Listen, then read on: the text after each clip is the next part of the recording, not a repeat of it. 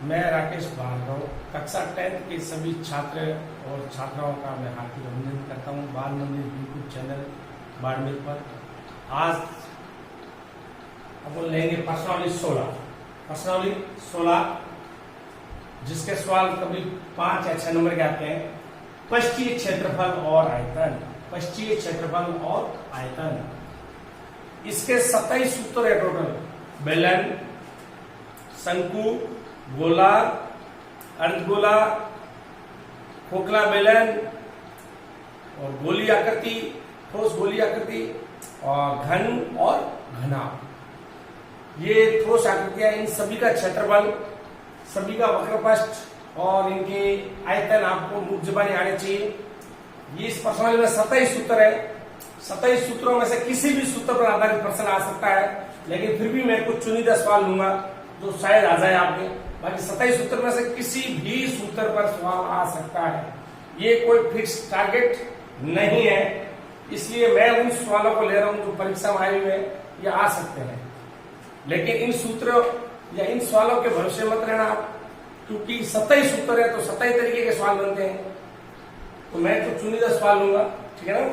देखो आप, पहला सवाल है, एक ठोस अर्धगोला का संपूर्ण पृष्ठीय क्षेत्रफल 462 वर्ग सेंटीमीटर है, तो इसकी त्रिज्या ज्ञात करो।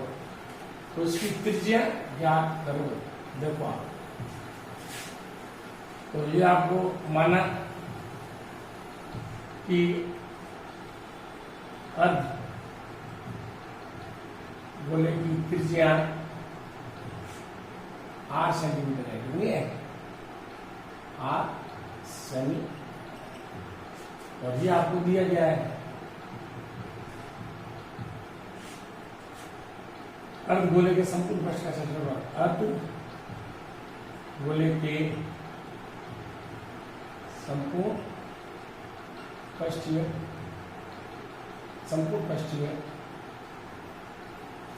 क्षेत्रफल ये दिया आपको 462 सेंटीमीटर स्क्वायर। तो देखो, अर्धगोले के संपूर्ण पृष्ठ का क्षेत्रफल होता है, अर्धगोले का संपूर्ण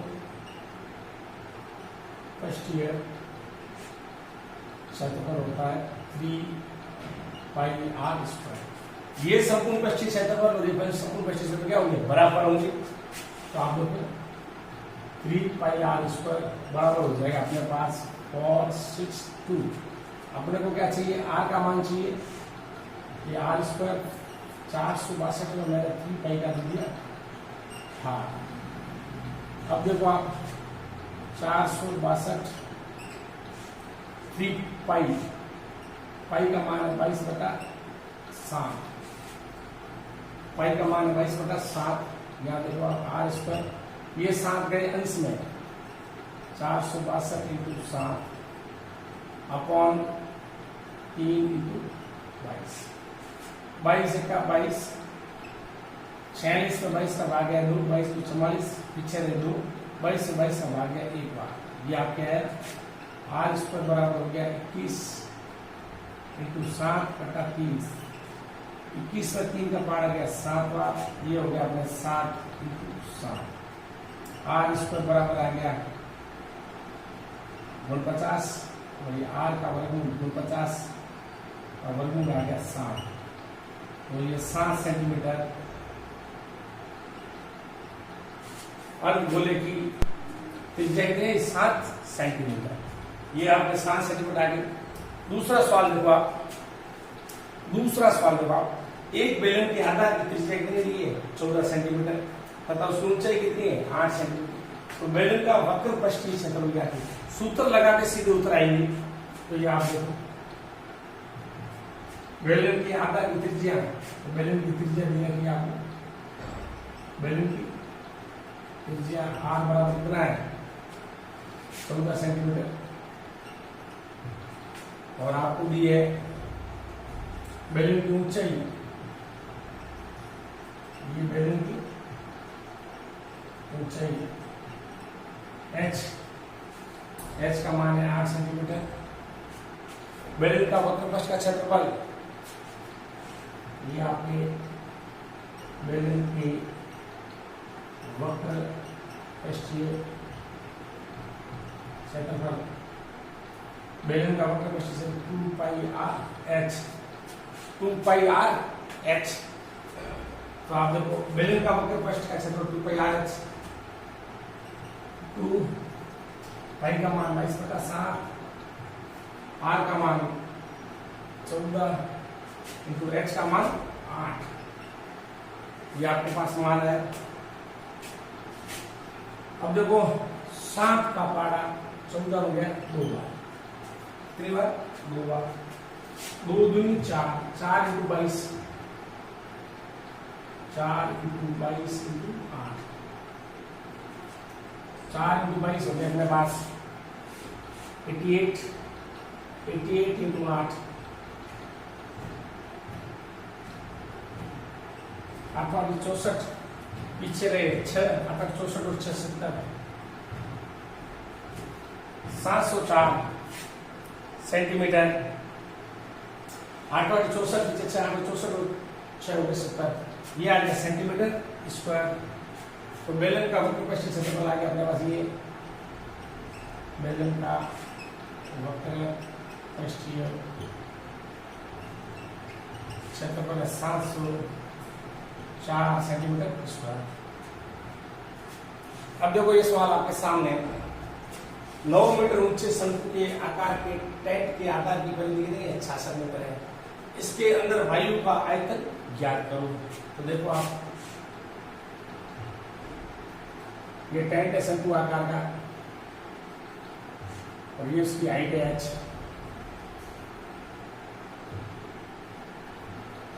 h 9 मीटर ऊंचे शंकु आकार है, तो h का मान दिया है 9 और ये इसकी परिधि है जो दी है अपने को 66। तो यहां से अपने पास देखो शंकु की त्रिज्या मान लेंगे अपन, माना कि शंकु की त्रिज्या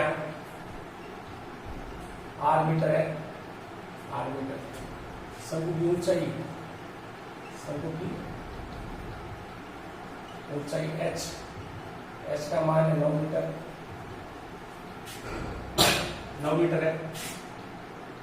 शंकु की आकार की परिधि, शंकु के आकार की परिधि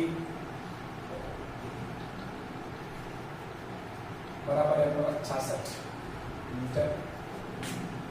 शंकु के आकार की परिधि 66 मीटर है, तो आकार की परिधि देखो 66 मीटर है, 2 पाई r बराबर है 66, r का मान आ जाएगा 66, 2 पाई का 8, 66, 2 पाई का मान 22/7, r का मान 7 है अंश में, 66 इंटू 7 इंटू 2 इंटू 22, 22 का पारा 66 मीटर, 3 बार 7 21, 21/2, r का मान है 21/2।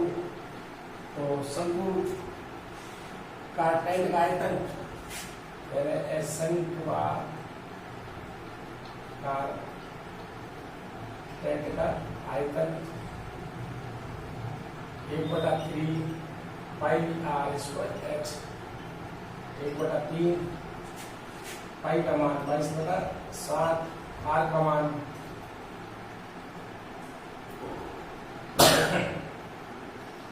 21/2 इंटू 21/2 इंटू h, h का मान मेरे पास है 9। अब देखो ये 3 से ये मैंने 21 काटा 7 बार, 7 से ये 7 गया, ये नीचे का लफड़ा हो गया खत्म। अब देखो 2 दूनी 4 है, ये 2 से और कटा गया है 11 बार,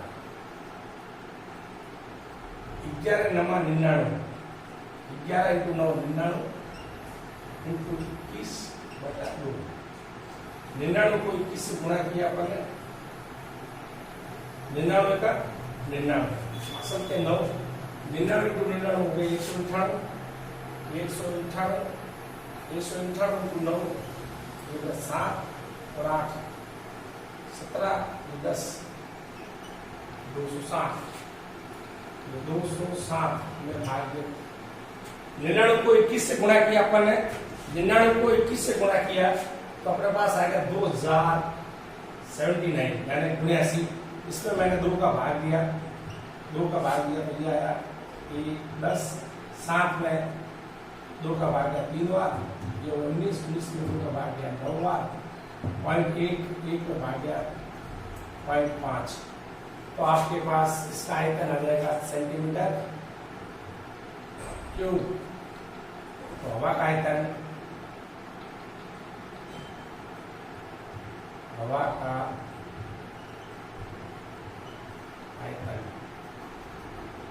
इसमें टैंक में हवा का आयतन आ जाएगा 1039.5 सेंटीमीटर क्यूब। ये आ जाएगा आपके हवा का आयतन। कुछ नहीं है, माना कि सभी त्रिज्या r है, सभी ऊंचाई h पर अवलंबन कर दिया आधार की परिधि 66, तो आधार की परिधि कैसी है वर्ताकार 2πr, r का मान 66 2π, पाई का मान 22/7, 7 के ऊपर 22 से 66 का 3 बार 7 21/2, r का मान आएगा 21/2 और शंकु का आयतन होता है शंक्वाकार टैंक का आयतन 1/3 पाई r स्क्वायर h 1/3 पाई का मान 22/7 r स्क्वायर 7 21/2 7 3 से 21 का 7 और 7 से 7 कट गया 2 का 22 में भाग गया 11 बार 11 × 9 99 × 21 का गुणा किया 2079 में मैंने 2 का भाग दिया 1039.5 सेंटीमीटर क्यूब। टैंक में हवा का आयतन है 1039.5 सेंटीमीटर क्यूब।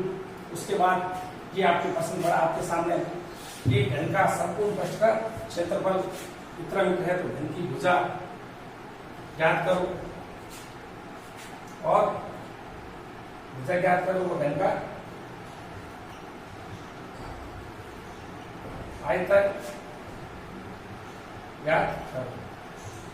यानी एक घन का संपूर्ण पृष्ठीय क्षेत्रफल 216 वर्ग मीटर है तो घन का भुजा ज्ञात करो और घन का आयतन ज्ञात करो।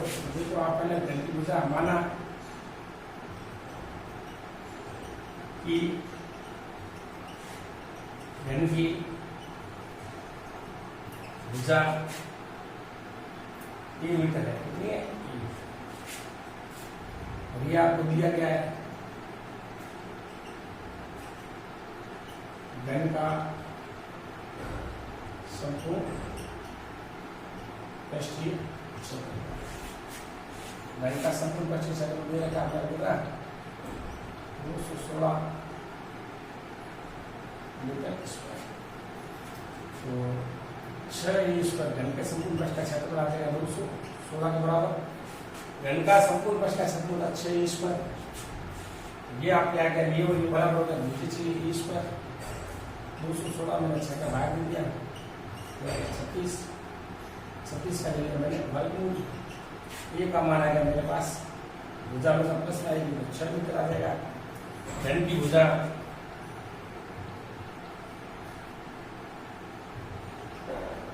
मीटर और घन का आयतन आ जाएगा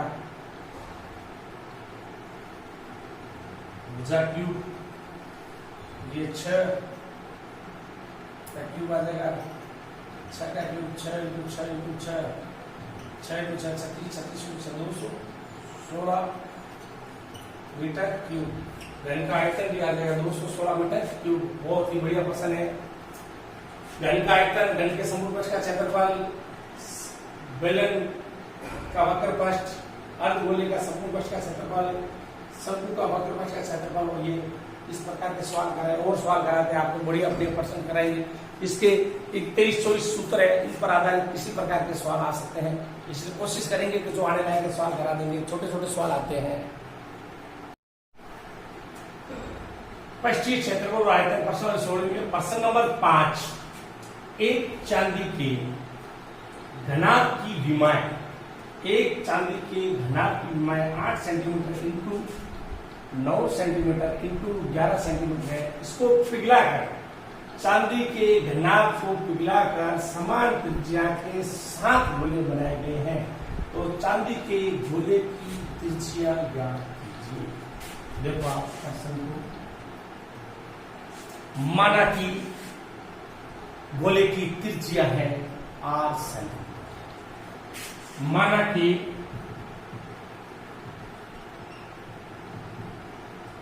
गोले की त्रिज्या r सेंटीमीटर है और गोला कैसा है, चांदी का है। माना कि चांदी के गोले की त्रिज्या r सेंटीमीटर है। चांदी के घनाभ की लंबाई L 8 सेंटीमीटर है। चांदी के घनाभ की चौड़ाई को कहते हैं B, वो आपके 9 सेंटीमीटर है। चांदी के घनाभ की आपकी ऊंचाई H, वो है 11 सेंटीमीटर। घनाभ को पिघलाकर 7 गोले बनाए जाते हैं, तो उसको पिघलाकर दूसरी आकृति बनाई जाती है, तो उसका आयतन और उसका आयतन क्या होगा, बराबर। प्रश्नानुसार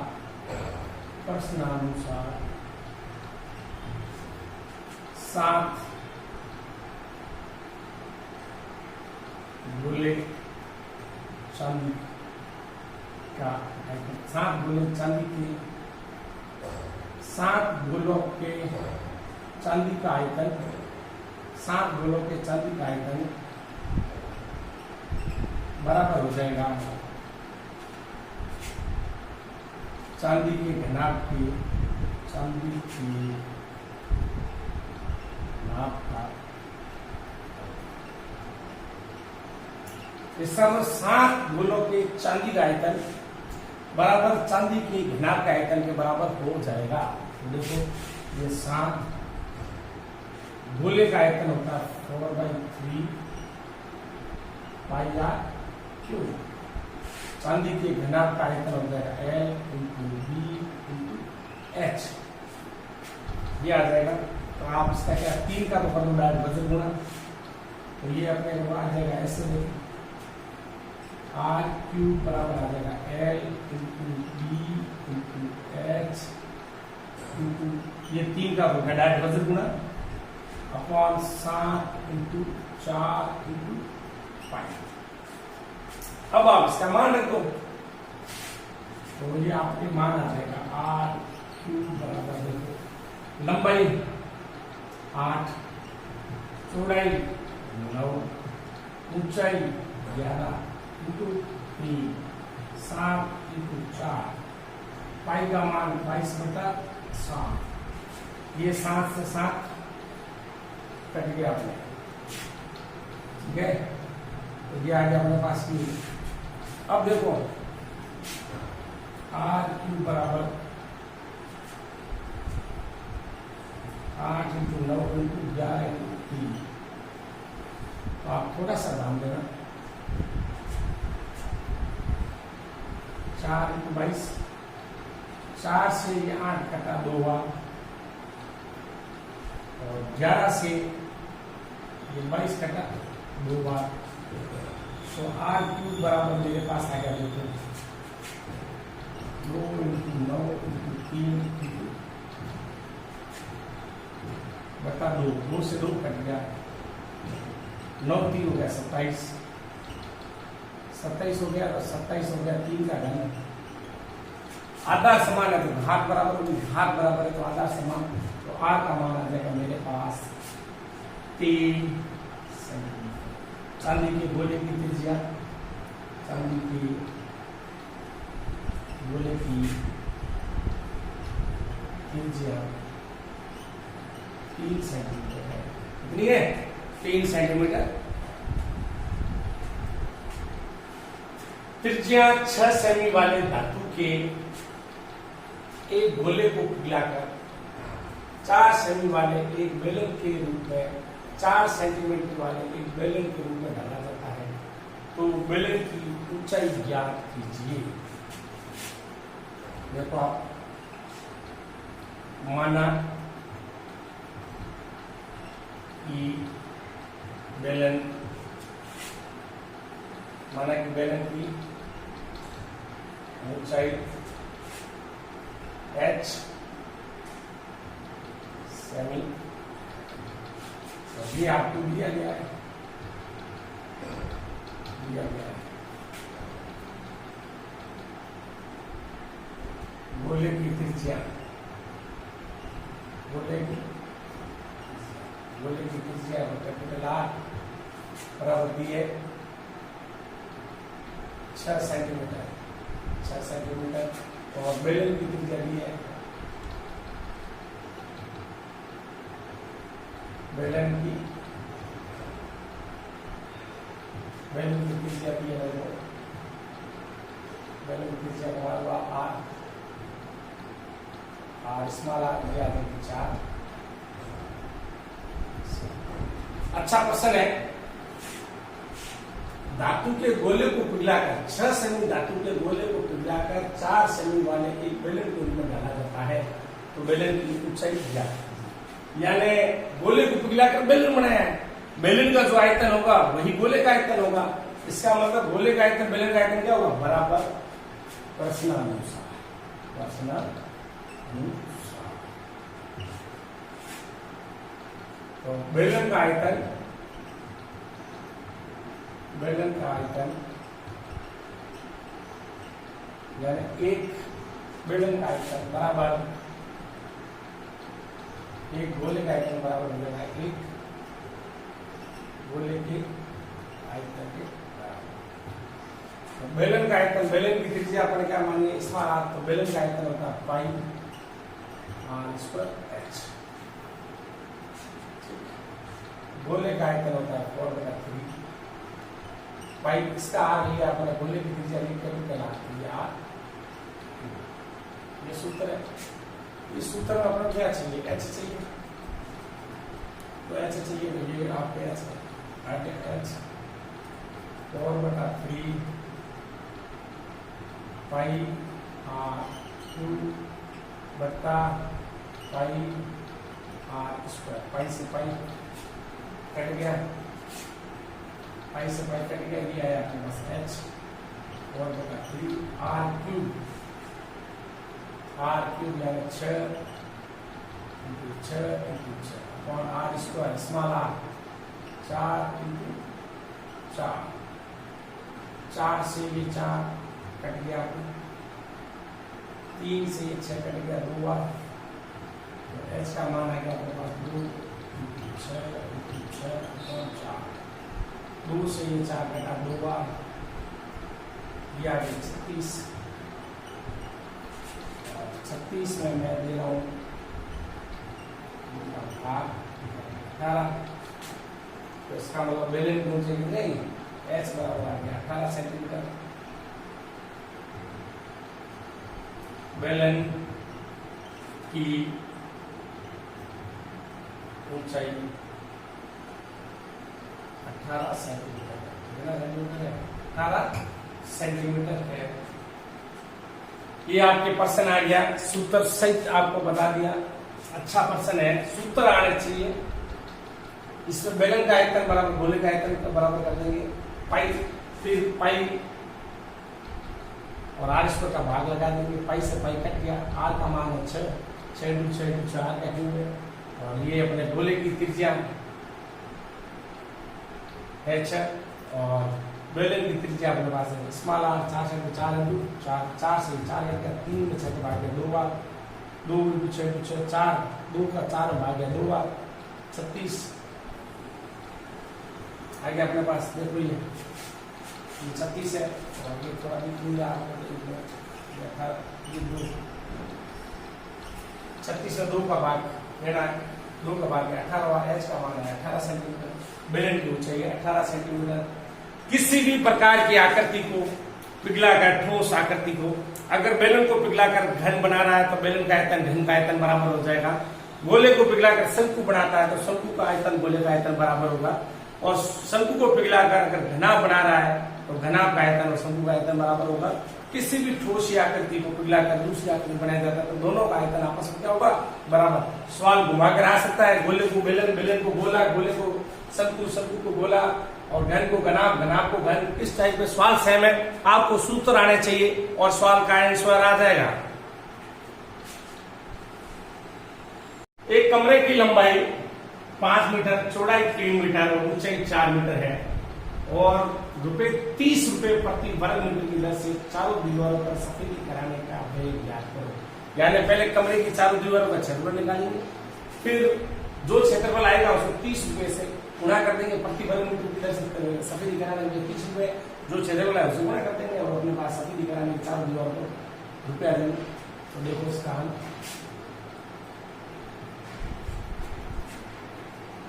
ये आपको दिया गया है।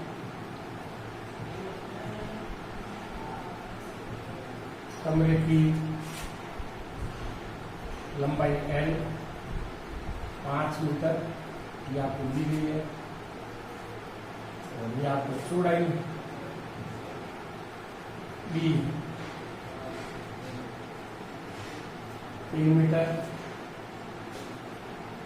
ऊंचाई H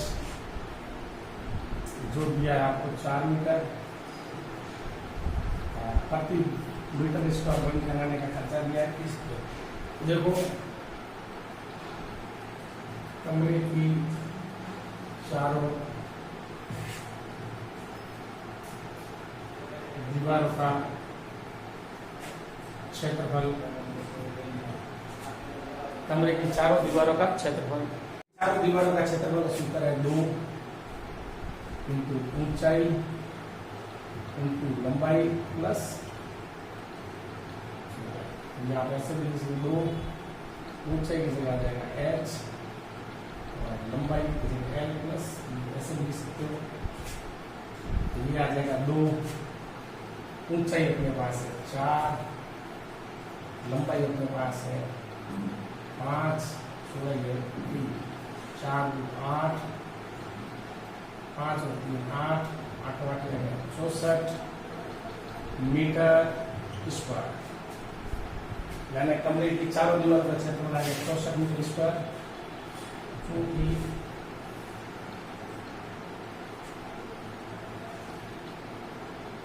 प्रति वर्ग मीटर स्क्वायर सफेदी, प्रति वर्ग मीटर सफेदी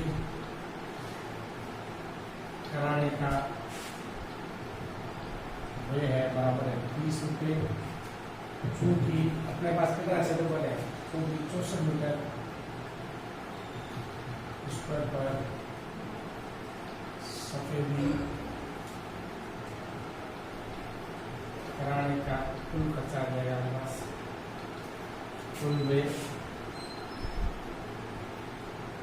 ये आ जाएगा 64 इंटू 30, 30 से 64 से गुणा करेंगे, 4 की 12, 1, 8 की 24, 24 और 1 25, 2520 रुपये, 2520 रुपये आपके से खर्चा आएगा।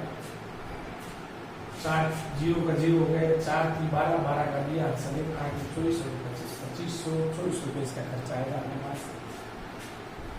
सवाल नंबर 8, एक रोलर की लंबाई दी है, देखो रोलर वजन आकार होता है, देखो ये ऐसा होता है।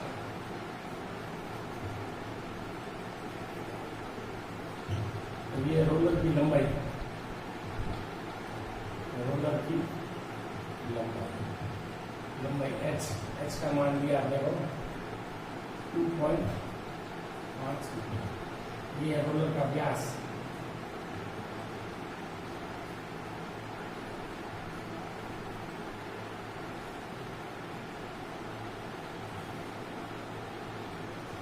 रोलर का व्यास से यहाँ पे कितना है 1.4 मीटर। तो देखो आप रोलर बेलन आकार का होता है, तो रोलर है, रोलर की लंबाई, ये रोलर जो है ना, जो आकृति बेलन की तरह, रोलर की लंबाई यानी h, रोलर की लंबाई यानी h कितनी दी अपने को 2.5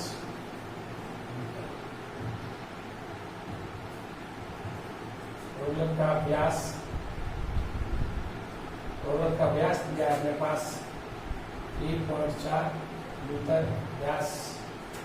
व्यास रोलर की त्रिज्या का दुगुना होता है, 2r बराबर 1.4, r का मान आ गया 1.4 बराबर 0.7। एक चक्कर में रोलर द्वारा समतल किया गया क्षेत्र, एक चक्कर में रोलर द्वारा समतल किया गया क्षेत्रफल बराबर होगा बेलन का वक्र पृष्ठीय क्षेत्रफल। बेलन का वक्र पृष्ठीय क्षेत्रफल बराबर होता है, और बेलन का वक्र पृष्ठीय क्षेत्रफल 2 पाई आर एच। 2 पाई का मान 22/7, आर का मान 0.7, एच का मान मेरे पास है 2 पॉइंट हटा हमें आ गया 10, पॉइंट हटा हमें आ गया 10, ये 7 से 7 कट गया, 22 इंटू 2 ये आ गया 44 इंटू 25 भाग में आ गया 100, 25 का पारा 100 में गया 4 बार, 44 इंटू 4 बराबर आ गया 11 मीटर स्क्वायर। तो एक चक्कर में रोलर द्वारा समतल किया गया क्षेत्रफल 11 मीटर स्क्वायर है। तो कितना चक्कर लगाता है? 10, क्योंकि 10 चक्करों में रोलर द्वारा समतल किया गया क्षेत्रफल 10 चक्रों रोलर के समतल क्षेत्रफल 11 10 बराबर 110 मीटर स्क्वायर। 10 चक्कर लगाने में रोलर द्वारा किया गया क्षेत्र समतल क्षेत्र रहेगा, यानी 10 चक्रों में रोलर द्वारा समतल किया गया क्षेत्रफल होगा 110 मीटर स्क्वायर। 110 मीटर स्क्वायर होगा। तो ये आपका इसका आंसर है। अच्छा प्रश्न है। तो सबसे पहले रोलर जो होता है बेलन आकार का होता है, रोलर की जो लंबाई है वो बेलन की ऊंचाई के बराबर होगा, रोलर का व्यास होगा तो बेलन का व्यास के बराबर होगा, बेलन का व्यास का पूरा आर का मान है 0.7। एक चक्कर में रोलर द्वारा समतल किया गया क्षेत्र बेलन के वक्र पृष्ठीय क्षेत्रफल होगा, बेलन का वक्र पृष्ठीय 2 पाई आर एच, 2 पाई का मान 22/7, आर का मान 0.7, पॉइंट हटा नीचे 10, पॉइंट हटा नीचे 10, 7 से 7 कटा 25, 10 इंटू 10 होगा 100, 25 का पारा 100 में 4 बार, 44 से 4 बार आ गया 11 मीटर स्क्वायर। एक चक्कर में रोलर द्वारा समतल किया गया क्षेत्र 11 मीटर स्क्वायर। 10 चक्कर में रोलर द्वारा समतल किया गया क्षेत्र होगा 11 इंटू 10, 110 मीटर स्क्वायर। ये आपके आंसर है। अच्छा प्रश्न है, बहुत बढ़िया प्रश्न है, जिसका नाम प्रश्न है 14 सेमी भुजा के एक घन से बड़े से बड़ा शंकु काटा जा सकता है। तो शंकु का आयतन ज्ञात करो। ये दिया गया है ABCD दिया गया है, तो किसी के ABCD और GH ABCD GH के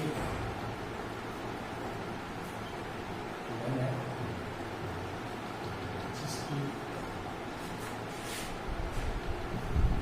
एक भुजा 14 सेंटीमीटर दिया गया। ABCD जी अपना नाम दिया डंडा, ये वाला है।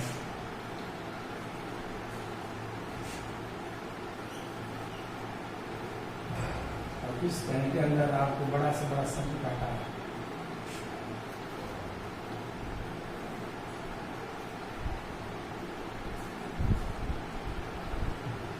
तो इस शंकु का आयतन ये होगा आपका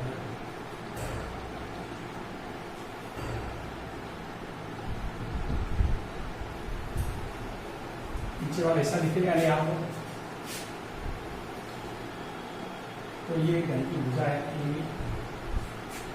B C D E F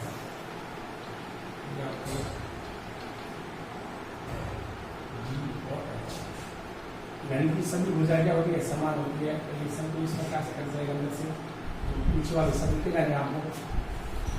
तो घन की प्रत्येक भुजा समान होती है। तो देखो आप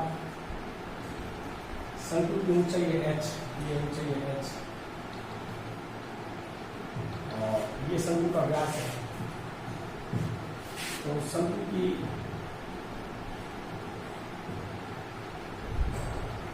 ऊंचाई बराबर है घन की भुजा। घन की प्रत्येक भुजा है 14 सेंटीमीटर। व्यास घन की भुजा।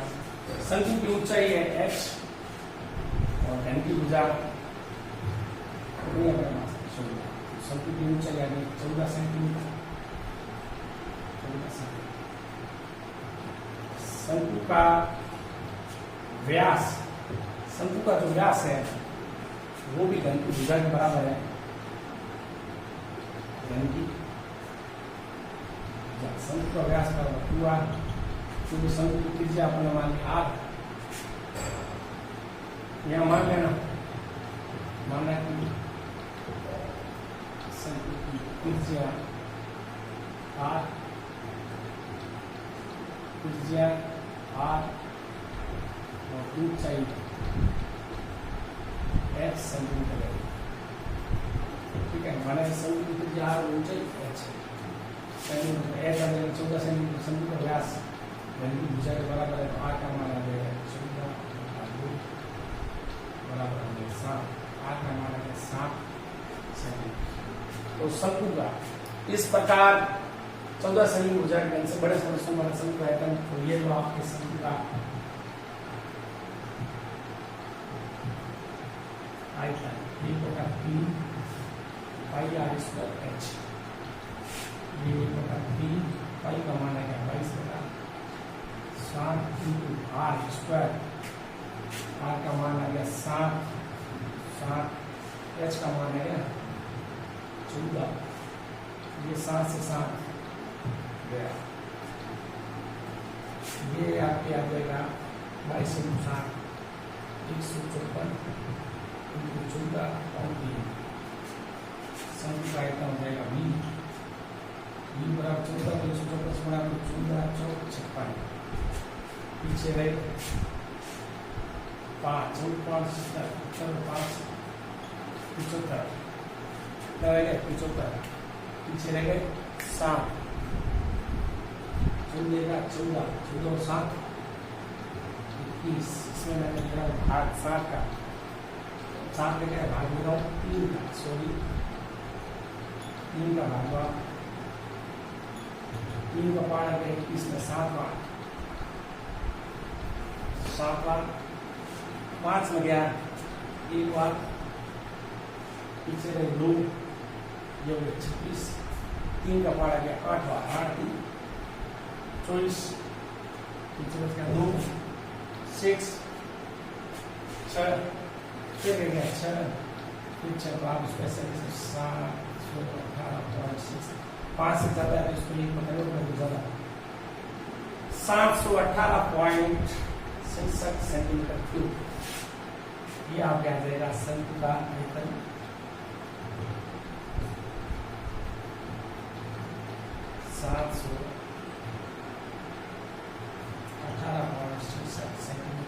क्यूब। ये आपके 14 सेंटीमीटर भुजा वाले घन से बड़े शंकु काटा जाएगा उसका आयतन है।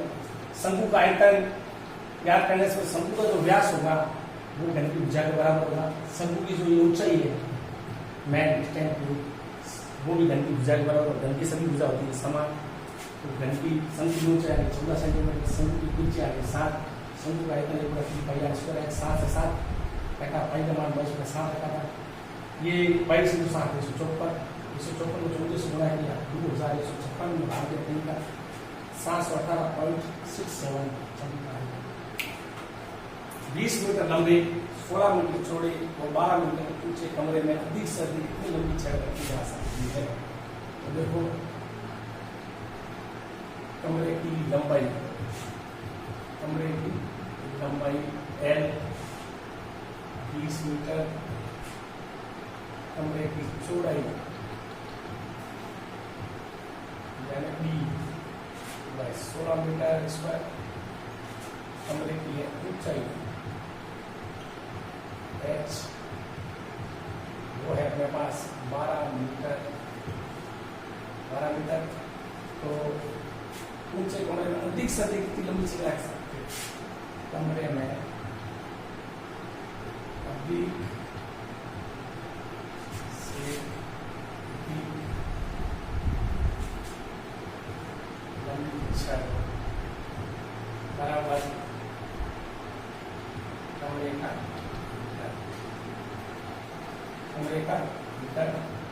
का विकर्ण होता है ये m² + b² + h²। लंबाई का स्क्वायर, चौड़ाई का स्क्वायर, ऊंचाई का स्क्वायर। लंबाई है अपने पास 20 का स्क्वायर, चौड़ाई है 16 का स्क्वायर, ऊंचाई है अपने पास 12 का स्क्वायर। 20 का वर्ग हो गया 400, 16 का वर्ग हो गया 500, 16 का वर्ग है 256, 12 का वर्ग है 144, ये टोटल आ गया 800 को मैं लिखा हूँ 400 का वर्गमूल हो गया 20 √2 का मान रख रहा हूँ मैं, √2 का मान होगा 1.1 और 2 से गुणा कर दो, 1000, 0 से 0 कट गया 8 2 28 28 में 100 का भाग 28.28 कमरे में अधिक से अधिक लंबी छड़ रखी जा सकती है। कमरे में अधिक से अधिक लंबी छड़ 28.28 मीटर